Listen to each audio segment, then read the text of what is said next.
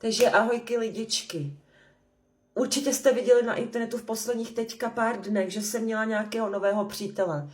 Ale to vůbec nebyl vztah. Vůbec to prostě nebyl vztah. Ten člověk, když jsem se s ním začala na Instagramu psát, mi tvrdil, že mu končí pronájem, že nemá kde bydlet a já blbá, že může jít na návštěvu prostě ke mně.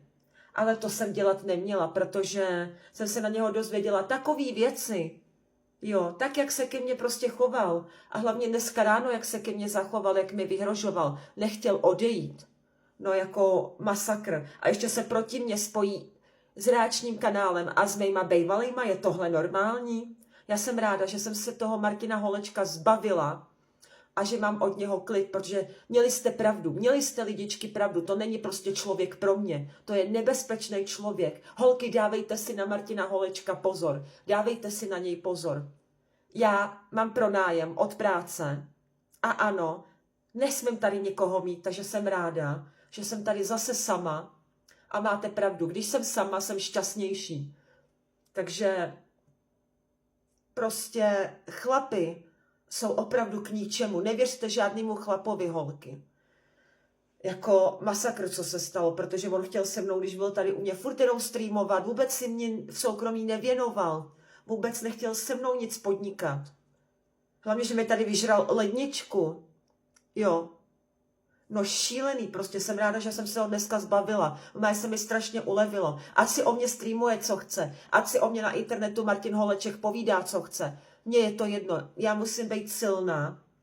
Jo, a prostě neřešit, co je na internetu. Já se musím soustředit sama na sebe, na svoji práci, na svůj život a nějaký chlapy.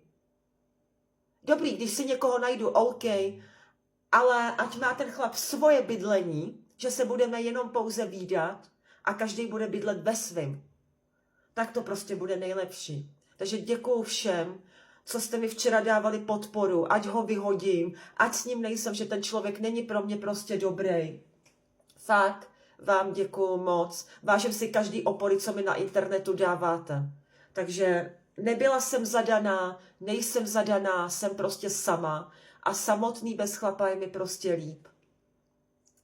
Já se musím fakt soustředit na sebe, abych si udržela prostě bydlení, udržela si práci, protože tu práci mám ráda. Ta práce je moje rodina a nesmím je prostě zklamat.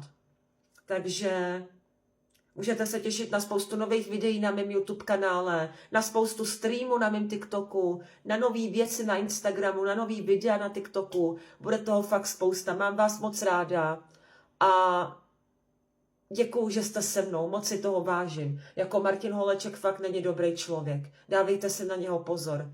Protože on teďka na mě bude kydat špínu, bude lhát, bude si prostě vymýšlet, aby ze mě udělal tu špatnou a on byl za chudáčka.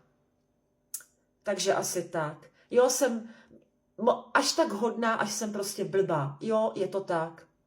Přeju vám krásný den a krásný dobrý ráno. Mám vás ráda. A prosím, hejty si nechte, ať jsem jaká jsem, taky si v tom životě už zasloužím mít klid.